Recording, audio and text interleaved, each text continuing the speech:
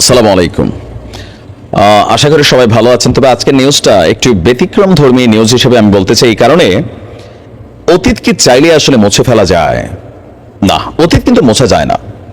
তো সময়ের সাথে সাথে যেই কাজগুলা এত বছর 15 থেকে 17 বছর আওয়ামী লীগ করতো, আস্তে আস্তে ওই কাজগুলাই, ওই কথাগুলাই এখন কিন্তু বিএনপি করছে।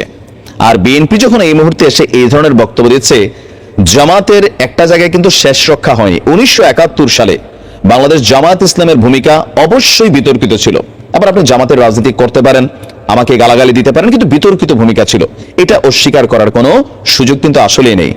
71 পরবর্তী সময় বা আজকের দিনে জামাতের নেতাকর্মীরা যথেষ্ট ডিসেন্ট, ভদ্র, তারা এই দেশেরই জন্মেছে, তারা এই দেশেরই সন্তান।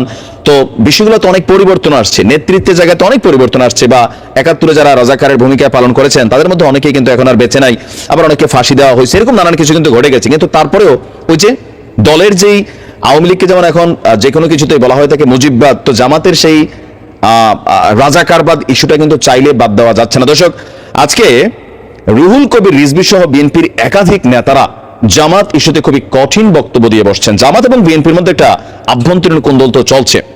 বিএনপির জ্যেষ্ঠ যুগ্ম মহাসচিব রিজভী সাহেব বলছেন, আমি ইসলামপন্থী সেই রাজনৈতিক দলকে বলতে চাই, মানে জামাতকে বলতে চাই, 71-এর মুক্তিযুদ্ধে আপনাদের রাজনৈতিক ভূমিকাটা কি ছিল? কোন সেক্টরে আপনারা যুদ্ধ করেছেন? কোন সেক্টর কমান্ডারের আন্ডারে আপনারা যুদ্ধ করেছেন? বাংলাদেশে কেউ দেশপ্রেমিক নেই, শুধু একটি রাজনৈতিক দল দেশপ্রেমিক। এই ধরনের বিভ্রান্তি তৈরি করলে মানুষ হাসবে, মানুষ হাসি ছাড়া আর কিছু দেবে না। ঘটনাটা হচ্ছে, গেল কয়েকদিন আগে জামাতের আমির ডাক্তার শফিকুর রহমান সাহেব, তিনি আপনার একটা বক্তব্য দিয়েছিলেন। সেই বক্তব্যটা হচ্ছে যে কি বলা হয় যে এই দেশে শুধু এই মুহূর্তে দুইটা দলই দেশপ্রেমিক, একটা হচ্ছে সেনাবাহিনী আর একটা হচ্ছে জামাত ইসলাম। বিএনপি দেশপ্রেমিক না, আওয়ামী লীগ দেশপ্রেমিক না। তো স্বাভাবিকভাবে যখন দেশপ্রেমের কথা আসে, এই দেশ স্বাধীন হবার সময় জামাতের যে ভূমিকা ছিল সেটা নিয়ে তো একটা বক্তব্য রাজনৈতিকভাবে আসবে। আবার জামাত যখন একা নিজেদের উপর দেশপ্রেমিকের ক্রেডিটটা নিয়ে নিচ্ছে বা ট্যাগটা দিচ্ছে, বাকিরা কি দেশদ্রোহী অথবা দেশের ভালো চায় না, এমনটাই কিন্তু মিনিং হয়ে গেছে। যার কারণে বিএনপি তাদের জায়গা থেকে এই জিনিসটা ক্লিয়ার করছে যে শহীদ প্রেসিডেন্ট জিয়াউর রহমান তিনিই তো মুক্তিযুদ্ধের একটা বড় ভূমিকা পালন করছেন। বিএনপির অসংখ্য নেতারা আছে মুক্তিযুদ্ধ করছেন, জামাতের কোন সেই নেতা মুক্তিযুদ্ধ করছেন? এই জিনিসগুলোই কিন্তু এখন সামনে চলে আসছে। স্বাধীনতার ঘোষক হিসেবেও শহীদ প্রেসিডেন্ট জিয়াউর রহমানের বিষয়টাই কিন্তু এখানে আলোচনায় সবসময় থাকে। তিনি বলছেন, আমরা বিএনপির পরিবারের পক্ষ থেকে এখানে বলা হচ্ছে যে আমরা যদি দেখি, একটি রাজনৈতিক দল বলছে তারা দেশপ্রেমিক এবং সেনাবাহিনী দেশপ্রেমিক নিঃসন্দেহে। আর জিয়াউর রহমানের ইস্যুতে তিনি বলছেন যে বিএনপির ইস্যুতে যে মেজর জিয়াউর রহমান স্বাধীনতার ঘোষণা দিয়েছিলেন, এই জাতির ঘাড়ে একটি জগদ্দল পাথর চেপে বসেছিল, আওয়ামী লীগের বক্তব্য আসছে।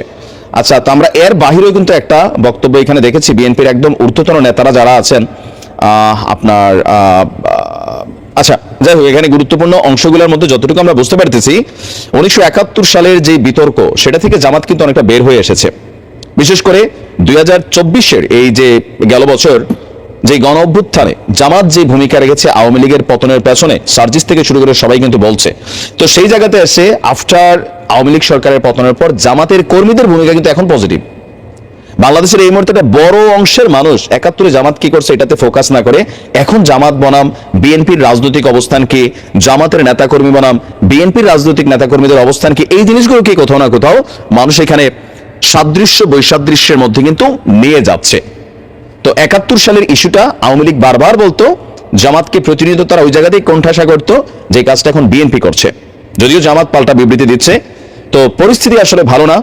সামনে একটা ত্রিমুখী সংঘর্ষ হতে পারে, এর মধ্যে একটা টিম হয়ে থাকবে বৈষম্য বিরোধীরা। দেখা যাক কি হয়, জামাত কিভাবে রিয়াকশন করে। ভালো থাকুন, আসসালামু আলাইকুম।